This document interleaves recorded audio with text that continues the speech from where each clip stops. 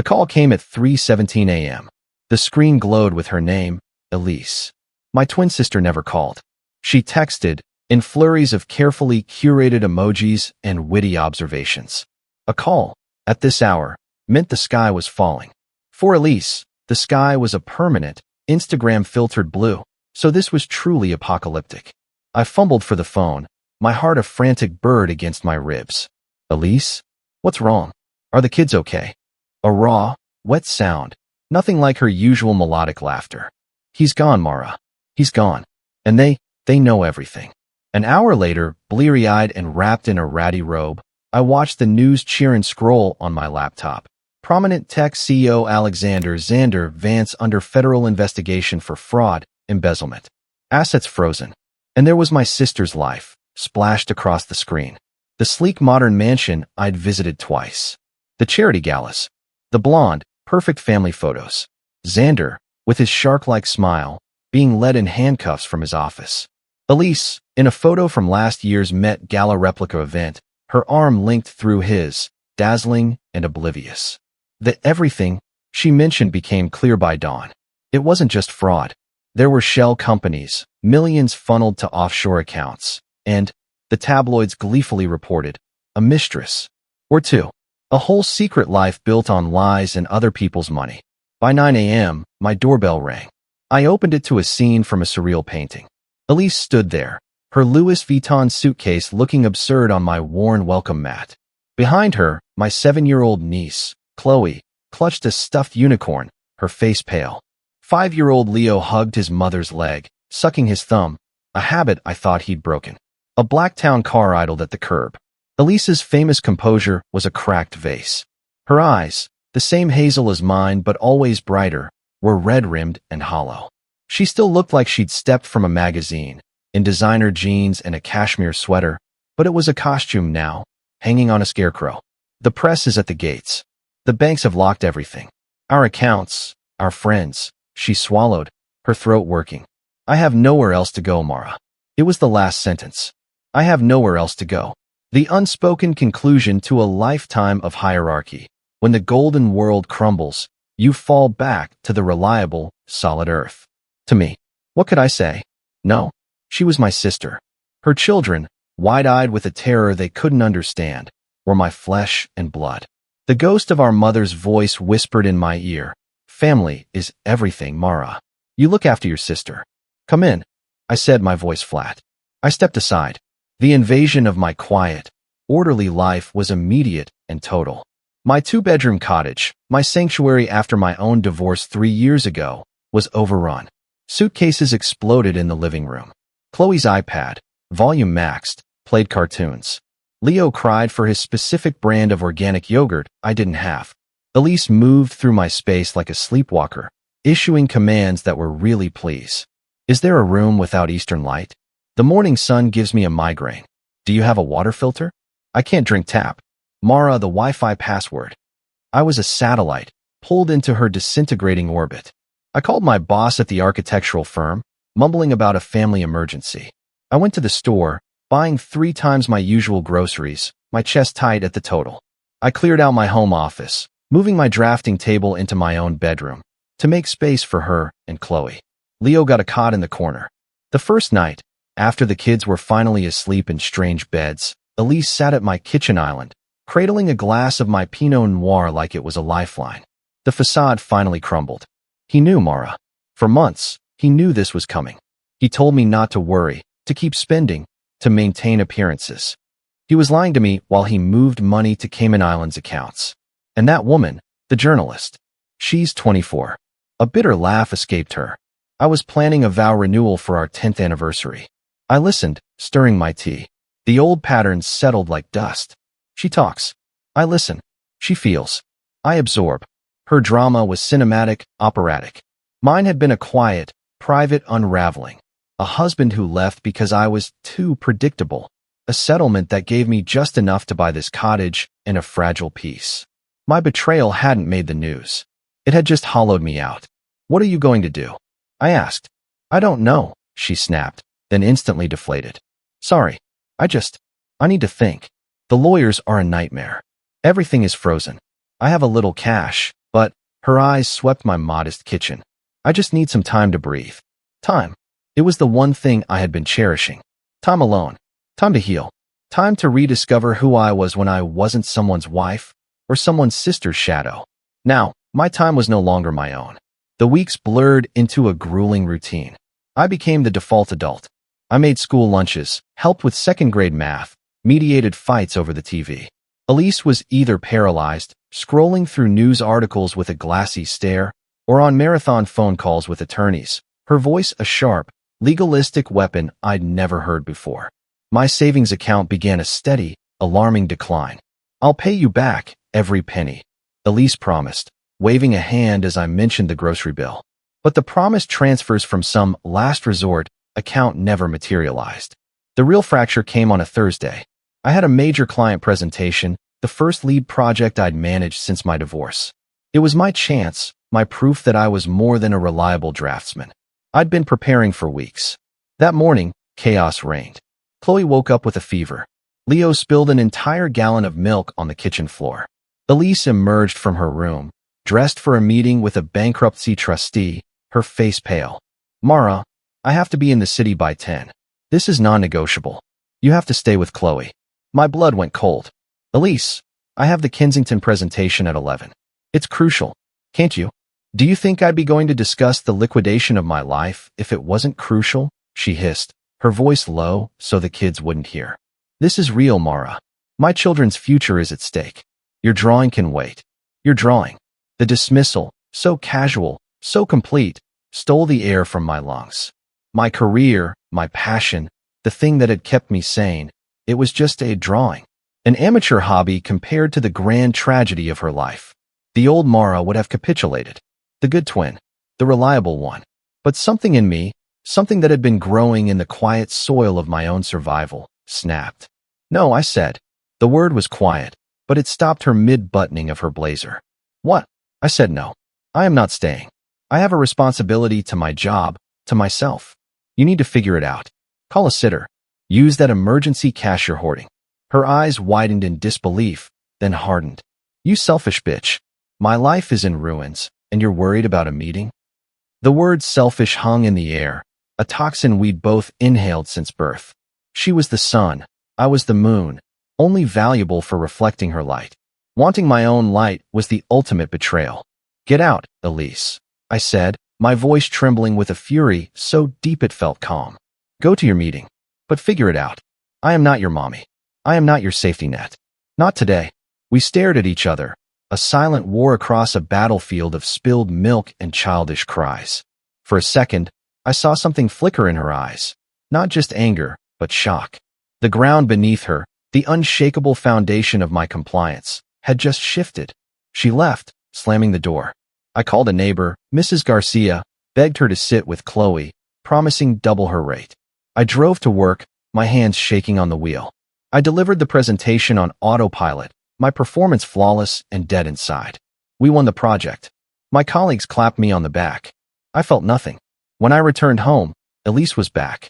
The house was tense, silent. She didn't speak to me. She ordered takeout for her and the kids, didn't offer me any. The punishment had begun. That night, digging for a spare charger in Elise's suitcase, I found the envelope. It was tucked beneath a pile of silk camisoles. Thick, cream paper. A bank logo. I shouldn't have looked. But the crack had been made, and curiosity was the light pouring in. It was a bank statement. For an account in her name only. Not frozen. The balance. $87,500. The numbers swam before my eyes. $87,000. While she'd been crying poverty, while I'd been draining my savings for groceries and paying for Chloe's doctor visit, while she'd let me move my work and disrupt my life, she had $87,000. The betrayal was so much pettier, so much more personal than Xander's financial crimes. This was my sister, lying to my face, watching me struggle, and preserving her own cushion. A soft place to land. The phrase echoed in my head. She had won, and it wasn't me. I was just the inconvenient, free-of-charge waiting room. Confrontation was a storm. I threw the statement on the kitchen island where she sat applying nail polish. "Explain this." Her face went through a masterful series of emotions. Shock, fear, guilt, then a swift, defensive anger. You went through my things? How dare you? How dare I? You've been letting me bankroll your life while sitting on nearly $90,000, Elise. You called me selfish. It's emergency money, she shouted. For my children. For when we get out of here. It's not for groceries, Mara. It's for starting over. Something you wouldn't understand, because you've never had to start from anything. The cruelty was breathtaking. It laid bare the true hierarchy. Her fresh start was sacred. My ongoing, hard-won stability was insignificant, a base camp for her ascent. You need to leave, I said, the words final and cold. You have the money for an apartment. A hotel. Something. You have 2 weeks. Panic finally broke through her anger. You can't throw us out. We're family. The kids, where will they go? That, I said, staring at my twin, this beautiful, wounded stranger, is no longer my primary problem. You should have thought of that before you decided to treat me like staff. The 2 weeks were a Cold War. Elise switched tactics, now playing the wounded, apologetic sister. She made coffee in the morning. She offered to cook, using my ingredients. She tried to reminisce about childhood, about how we used to share a room, tell secrets in the dark. But the spell was broken. I saw the manipulation now, the way she'd always curated narratives to get what she wanted. I remembered the times she'd borrowed and then lost our grandmother's heirloom locket, letting me take the blame. The way she'd convinced me to turn down my first-choice college so I wouldn't be too far from home, while she gleefully left for an Ivy League school across the country. A lifetime of small surrenders, engineered by her, accepted by me. I held my ground. I gave her listings for short-term rentals. I packed her suitcases and set them by the door. The day she left, it was raining again. The town car returned. Chloe and Leo, confused and clingy, were bundled inside. Elise stood on my porch, her armor back in place, but it was brittle. You're making a mistake, she said, not looking at me. When you need family, you'll remember this. I have needed family, I replied quietly. I needed a sister when my marriage ended. You sent a bouquet of peonies and told me to chin up. I needed you to see me, just once, as more than a convenience. You never have. For a fleeting second, I saw it. Not anger, but a glimpse of recognition. A flicker of the little girl who'd shared a womb with me, before the world taught her she was the star. Then it was gone. Goodbye, Mara. They drove away. The silence that descended on my cottage was profound. It wasn't peaceful at first. It was ringing with echoes of slammed doors and crying children and sharp words. I walked from room to room, feeling the ghosts of their presence. The crayon mark on the wall. The forgotten stuffed animal under the couch. I cried then. Not for her, but for the sister I thought I had. For the bond that was likely always a myth I'd sustained. The grief was for my own naivete. The next morning, I cleaned. I scrubbed every surface, rearranged the furniture back to my liking, opened all the windows to let the rain-washed air cleanse the space. I moved my drafting table back into my office, reclaiming my territory inch by inch. The project I'd landed, the Kensington retrofit, became my focus. I poured all my emotion, the hurt, the anger, the newfound steel, into the designs. They were stronger, more innovative, more me than anything I'd done before. My boss noticed. I got a raise, a small promotion. I started dating again, tentatively. A man named Ben, a landscape architect who liked quiet dinners and didn't need to be the center of attention. He asked questions and listened to the answers. Months passed. I heard snippets about Elise through our weary mother. She'd rented a condo. Xander's trial was set. It was messy. I sent birthday gifts to the kids, but no card for her. Then, a certified letter arrived. From a law firm. My heart stalled. Was she suing me? For what? I opened it with clumsy fingers. It was a copy of a trust document. Our grandfather's trust, from which we'd both received a modest annual dividend. The letter stated that Elise had petitioned the trustee to have my share of the principal paid out to me in a lump sum, citing changed circumstances and in recognition of past support. Attached was a check, a very large check, and a post-it note, in her elegant script, stuck to it. Mara, this was always meant to be split. I let the arrangement continue because it was easier for me. That was wrong. Consider the back rent. Don't argue. Just take it. No apology. No sentimentality. But an acknowledgement. A settling of accounts. It was, in its own way, more meaningful than flowers or tearful phone calls. It was action. It was, finally, a form of respect. I didn't cash it immediately. I sat with it for a week. The money represented freedom, a chance to pay off my mortgage, to breathe easier. But it also felt like blood money, a final severance pay from the job of being her sister. In the end, I deposited it, not as a surrender, but as an acceptance of what was due. I used part of it to build a proper studio in my backyard, a space entirely my own. One afternoon, as I was staining the deck of the new studio, a car pulled up. It was a sensible SUV, not a town car. Elise got out, alone. She looked older, softer. Her hair was in a simple ponytail. She wore jeans and sneakers. We stared at each other over the fence. "The kids are at soccer," she said, by way of greeting. I was in the neighborhood. We both knew there was no reason for her to be in my neighborhood. "Nice studio," she said, nodding toward the structure. "Thanks. I'm building it myself." A faint, genuine smile touched her lips. "You always were good with your hands. Patient." It was the first compliment she'd ever given me that wasn't backhanded. I didn't know what to say. "How are you?" I asked, the mundane question heavy with unspoken ones. "Surviving. Therapy. Lots of therapy." She took a step closer. "The money, it was the right thing. I should have done it years ago." "Yes," I said simply. "You should have." She flinched, but didn't argue. "I'm learning," she said, her voice quiet, "that I was not a very good sister. I was taught to be a star, and I thought everyone else was supposed to be the audience. It's a hard habit to break." The honesty disarmed me. It wasn't an excuse. It was a diagnosis. "It's a hard habit to stop accommodating, too," I offered. She nodded. We stood in the quiet, the sun warm on our shoulders. The chasm between us was still there, vast and scarred, but for the first time, we were both looking at it from the same side, the side of reality. "Chloe asks about you," Elise said. "Leo made a Lego model of your cottage. He calls it Aunt Mara's fort." My eyes stung. "I'd like to see them.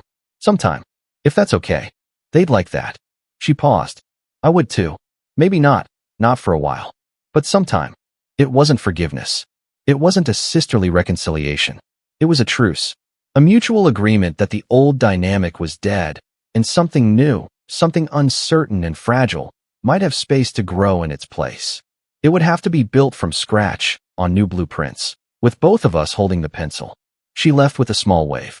I went back to staining the deck, the brush strokes smooth and steady. The silence around me was no longer an absence. It was a presence. My own. I had learned that self-respect isn't a grand declaration. It's a series of small, fierce no's. It's the quiet closing of a door that should never have been left open.